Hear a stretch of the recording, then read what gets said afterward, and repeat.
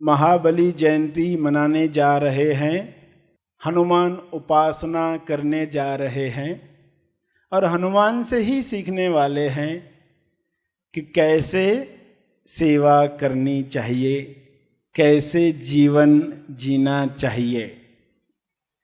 इससे अच्छा तरीका और क्या हो सकता है कि हम किसी का चरित्र पढ़ें, सुने और उसके साथ साथ अपने लक्ष्य को भी जान जाएं। तो आज सभी इस समझ के साथ आगे बढ़ेंगे। हनुमान की उपासना करते करते, उपासना यानी हनुमान के गुणों पर, जीवन पर मनन करते करते वे गुण अपने अंदर आत्मसात कर लें। सच्ची उपासना, सच्चा भक्त यही करता है, अपने ईश्वर के गुणों पर मनन करके, और ऊपरी ऊपरी मनन नहीं, गहरा मनन करके, ताकि सुनकर ही ये गुण हमारे अंदर आने लग जाएं, हमसे वे क्रियाएं होने लग जाएं जो हमें जल्द ही सत्य में स्थापित करें। तो बहुत गहरी बातें हमें हनुमान के चरित्र से मिलेगी अगर हमने ध्यान से हर घटना पर मनन किया। तो जीवन के रहस्य तो खुलते ही हैं, साथ में सेवा कैसे होनी चाहिए हर भक्त के लिए जानना अति आवश्यक है। हर सत्य के प्रेमी के लिए जानना अति आवश्यक है। इसलिए हमें पूरे ध्यान से सुनना है हनुमान ने कैसा रोल निभाया, हनुमान ने किस तरह की सेवा दी और किस तरह की भक्ति हुई और क्यों हुई, बचपन से लेकर क्या क्या उनके साथ हुआ। हनुमान ब्रिज का काम करते हैं, पुल का काम करते हैं। हनुमान को नाम ही दिया गया रामदूत हनुमान, बजरंग बली, रामदूत। इससे बड़ी पोस्ट और कौन सी होगी? राम का दूत है, राम तक पहुंचना है तो लोग हनुमान की भक्ति करते हैं। तो वो ब्रिज का काम करते हैं, गुरु का काम करते हैं। और हनुमान उपासना चल रही है तो सारे गुण देख ले। पहला गुण सबसे मुख्य, जो सांसारिक अभिव्यक्ति में, सांसारिक सफलता में काम में आता है। एक गुण है आध्यात्मिक भक्ति का, और एक सांसारिक जगत में सफलता पाने के लिए जो गुण है वह है लीडर गम। हनुमान लीडर गम थे। लीडर गम, गम यानी गोंद, लीडर गम। सिर्फ लीडर नहीं, लोग लीडर होते, लीडर गम नहीं होते। लीडर गम यानी जो लीडर्स को जोड़ सके, कई लीडर्स को जोड़ सके। क्योंकि राम के साथ तो लीडर्स ही हो गए। सुग्रीव है, सुग्रीव की प्रजा में वे थे हनुमान, तो सुग्रीव को भी संभालना है, लक्ष्मण को भी संभालना है, विभीषण को भी संभालना है, जो लंका के राजा होने जा रहे। सब लीडर्स को उन्होंने संभाला। अलग अलग घटनाओं में सभी लीडर्स को जोड़कर रखा, किसके साथ कैसे बात करनी चाहिए, सबको संभालना है, सबको जोड़ना है। और जिसको ये कला आती है, लीडर गम है वह, जिसके साथ बहुत सारे लीडर इकट्ठे काम कर सकते हैं। क्योंकि रावण को मारना है, रावण को मारना है तो बड़ी फौज चाहिए, समझदार लोग चाहिए और लीडर्स चाहिए, बहुत सारे लीडर्स चाहिए, और उनको जोड़ने वाला भी कोई हो। तो हनुमान में जो ये गुण है ये अति आवश्यक है। जितना बड़ा लक्ष्य है, लीडर गम हवा। और सेवा कैसी? अदृश्य सेवा। क्योंकि पवन पुत्र है ना, पवन जो है, हवा जो है, अदृश्य रहती है और बहुत सेवा करती है। पवन की सेवा आप जानते हो। तो हनुमान की सेवा कैसी थी? अदृश्य रहकर सेवा, लोगों को पता भी नहीं चले। मगर उसके बगैर सेना देखोगे तो लगेगा नहीं कि ये सेना कोई रावण से युद्ध कर पाएगी। हनुमान को निकाल दो सेना से, कैसी सेना दिखेगी?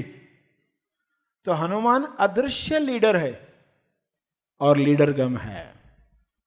और इंपॉर्टेंट गुण जो है, जो सभी में आना चाहिए, वे फ्लेक्सिबल है, फ्लेक्सिबल। और अब ये गुण दिखाने के लिए क्या दिखाया जाता है कहानी में? कभी कभी वे बड़ा रूप धारण करते, कभी कभी छोटे हो जाते हैं। बहुत छोटे हो गए और बड़े हो गए, यानी जहां जो जरूरत है वहां वैसे हो जाओ, जहां जैसी जरूरत है। हनुमान ये सारे गुण रखते थे। तो कैसे दिखाया गया? बड़ा रूप, छोटा रूप, अलग अलग रूप। जब वे जा रहे थे ना समुंदर के ऊपर से, सुरसा नाम की राक्षनी, उसने कहा देवताओं ने मुझे आज भोजन दिया है, तुम मेरे भोजन हो, आज का भोजन, तो मेरे मुंह में आ जाओ, पेट में आ जाओ। अभी देवताओं का नाम लेकर हनुमान को खाना चाहती है। हनुमान ने समझाया पहले तो, क्योंकि पहले तो समझाना है जो सुन सकता है। उन्होंने समझाया कि मुझे राम का काम करना है, मुझे जल्दी जाना, मैं वापसी में तुम्हारा भोजन बनूंगा। पर वो नहीं मानी, नहीं, मेरे मुंह में तो एक बार आना ही पड़ेगा। तो हनुमान ने क्या किया? अपना रूप बड़ा कर दिया। तो सुरसा ने क्या किया? अपना आकार और बड़ा कर दिया, और बड़ा, और मुंह बड़ा कर दिया। हनुमान और बड़े हो गए। और इस तरह क्या हुआ? राक्षसी इतनी बड़ी हो गई और हनुमान अचानक छोटे हो गए और उसके मुंह से घूमकर आ गए। हनुमान चतुर थे, चालाक थे। चालक चतुर होना चाहिए। जो चला रहा है, हनुमान राम और लक्ष्मण को कंधे पर लेकर जा रहे हैं, तो जो ड्राइवर है वो बहुत चतुर होना चाहिए, समझदार होना चाहिए, सवारी का नुकसान ना हो जाए। जो सवार है उसका किसी भी तरह से नुकसान ना हो जाए। हनुमान में ये गुण थे, फ्लेक्सिबिलिटी, कहां बड़ा होना है, कहां छोटा होना है। सामने सुग्रीव है और राम को लेकर आए मिलाने के लिए, तो बहुत सोच समझ कर कि पहले क्या किया जाए, बाद में क्या किया जाए, स्टेप्स। कि राम भी है, प्रभु है, और ये राजा है, इसके भी अहंकार को ठेस नहीं पहुंचनी चाहिए, राम का काम भी होना चाहिए। ये समझदारी हनुमान में थी। और सभी लीडर्स को जोड़कर रखने की अदृश्य सेवा और केयरिंग एटीट्यूड, ब्राइट केयरिंग। संजीवनी ले आनी है तो संजीवनी ले आते हैं। लक्ष्मण को उठाने के लिए संजीवनी चाहिए, दवाई चाहिए, तो ये ब्राइट केयर है। कैसे काम सारे होने चाहिए, समय पर होने चाहिए। तो हनुमान अलग अलग गुण रखते हैं, जिसमें जिम्मेदारी को लेकर उसे अंजाम देना, ये एक और गुण है। कोई जिम्मेदारी ली आपने तो उसको पूरा करके आना है, आधे में नहीं छोड़ देना है। सुरसा जैसी राक्षनियां आएगी तो बहाना तो अच्छा मिल गया ना, बहाने तो बहुत मिलते, ये अड़चन आई, ये दिक्कत आई, इसलिए काम नहीं हुआ। मगर हनुमान कैसे थे? जिम्मेदारी ली है तो उसे अंजाम तक पहुंचाना है, कमिटेड। सेवा जो हो वो हो कमिटेड। हमने वचन दिया है, वचन पूरा होना चाहिए। कमिटेड है तो काम पूरा होना चाहिए। वचनबद्धता ली जाती है और वचन तोड़ा जाता है, यानी हम कमिटेड नहीं है। जो भी हम वचन दे रहे हैं उसको पूरा करना है, आखिरी मुकाम तक। तो ये हनुमान के गुण।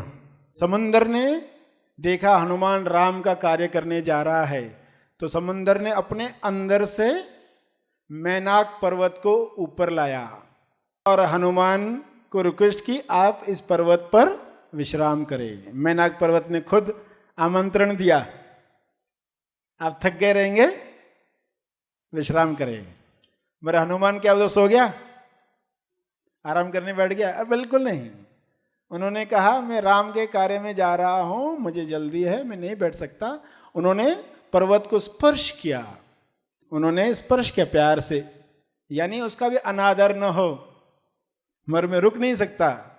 उन्होंने स्पर्श किया, आपका धन्यवाद, हमें अपने कार्य में आगे जाना है। तो सुख सुविधाएं आएगी, जब राम का कार्य किया जाएगा तो सुख सुविधाएं बीच में आएगी। कोई ज्यादा आदर देगा, सपोर्ट करेगा, मगर हमें क्या करना है? सिर्फ स्पर्श, आसक्ति ना हो।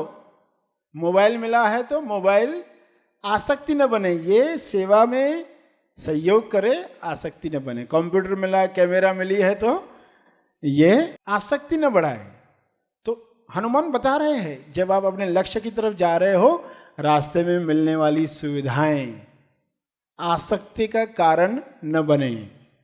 क्योंकि इंसान में अंदर तो कहीं तो आसक्ति होती, मुझे भी मिले, ये चीज मिले, वो चीज मिले, और सेवा में वो चीजें मिल गई किसी को तो वो उधर ही रुक जाता है। तो ऐसे कभी रुक मत जाना। जिम्मेदारी जितनी बड़ी लेते हो, सुविधाएं आती है, चीजें आती है, आजादी मिलती है, मगर वो आजादी वरदान बने, अभिशाप न बने। मैनाक पर्वत सामने आ गया मगर हनुमान रुके नहीं, आगे बढ़े। सुरसा आई, उसके मुंह से निकल गए।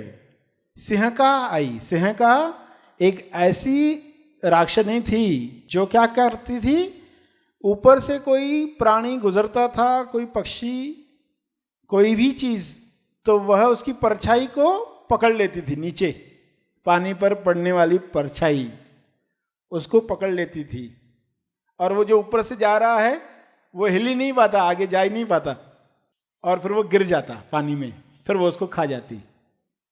तो हनुमान भी गुजरे जब, तो उसने वही किया, मगर हनुमान फंसे नहीं, परछाई को पकड़ लिया। परछाई पकड़ लिया यानी अहंकार को बढ़ावा दिया। अहंकार क्या है? व्यक्ति, सूरज की रोशनी बॉडी पर गिरती है और परछाई पड़ती है, उस परछाई में सूरज का प्रकाश नहीं पहुंचता, इसलिए परछाई दिखती है। जो नहीं है वो दिखती है। परछाई का अर्थ ही क्या? जो नहीं है मगर दिखती है। अहंकार जो नहीं है मगर दिखता है। व्यक्ति जो नहीं है, सेपरेट व्यक्ति जो नहीं है, तो लोग उस परछाई की तारीफ करें, अरे वाह कितने सुंदर हो, कितने गुंगराले बाल, कैसा मुकुट है, कैसी सुंदर वेशभूषा, कैसी गदा है, किसी के पास है नहीं, तो फंस गया वो। ऐसा इंसान फिर फंस गया। तो परछाई की तारीफ हो जाए, जब व्यक्ति की तारीफ हो जाए, तो समझ जाना सिंहका आई है, परछाई पकड़ रही है, मुझे नहीं उलझना है। उस राक्षसनी को भी मार डाला और आगे बढ़े। आगे तो आप कहानी में जानते हैं कि पुल कैसे बनी, राम नाम लिखकर पत्थर पानी में कैसे तैरे। राम ने जब एक पत्थर उठाकर खुद पानी में रखा तो पत्थर डूब गया, और राम ने जब कहा कि अरे मैंने पत्थर डाला और ये डूब गया, इसका अर्थ जिस राम का नाम लिखा गया है पत्थरों पर वो शायद कोई और है। जिस राम का नाम पत्थर पर लिखा गया है वो शायद कोई और है, मैंने पत्थर डाला तो वो डूब गया। तब हनुमान ने क्या कहा, आप जिसको छोड़ देंगे वो तो डूब जाएगा। और पुल बनने के बाद जब सब सेना आ चुकी है, रात में चांद को देखा जा रहा है, राम ने प्रश्न पूछा कि चांद में क्या दिख रहा है। हर एक ने बताया ऐसा चांद को ग्रहण लगा है इसलिए ये दिख रहा है। किसी ने कहा धरती की परछाई पड़ रही है, किसी ने कहा रथ दिख रहा है, किसी ने कहा पहाड़ है उधर, क्योंकि वहाँ सभी थे। विभीषण भी आ चुके थे, सुग्रीव भी थे वहाँ पर, नल नील थे, अंगद थे, हनुमान थे, सभी ने अपनी अपनी बात कही। जब हनुमान से पूछा गया कि आपको चांद में क्या दिखता है, उन्होंने कहा मुझे तो राम ही दिखते हैं। चांद तो आपका आईना है, उसमें तो राम ही दिखेंगे, उसमें और कौन दिखेगा। तो जब एक ही दृष्टिकोण है, हर एक चीज में राम को देखा जा रहा है, तो राम की सेवा कैसे होने वाली है। तो हर कहानी, बहुत सारी कहानियां आगे लव कुश के साथ कहानियां, कहानियों के पीछे अर्थ बताने का कि एक भक्त कैसा होता है, एक सेवक कैसा होता है, इंसान जीवन में कैसे जिए। सिर्फ अवतारों ने ऐसे किया, वे ही कर सकते हैं, साधारण इंसान नहीं कर सकता है। कहीं कहानियों से ऐसा अर्थ लगाकर बहाना न मिल जाए मन को। हमारे लिए संभावना है, हमारे अंदर वो भक्ति जग सकती है, हमारा शरीर मंदिर बन सकता है, राम का निवास हो सकता है। ये बातें आपसे आज की, यहाँ आकर जो सेवा का मौका दिया उसके लिए आप सबका बहुत बहुत धन्यवाद। Happy thoughts.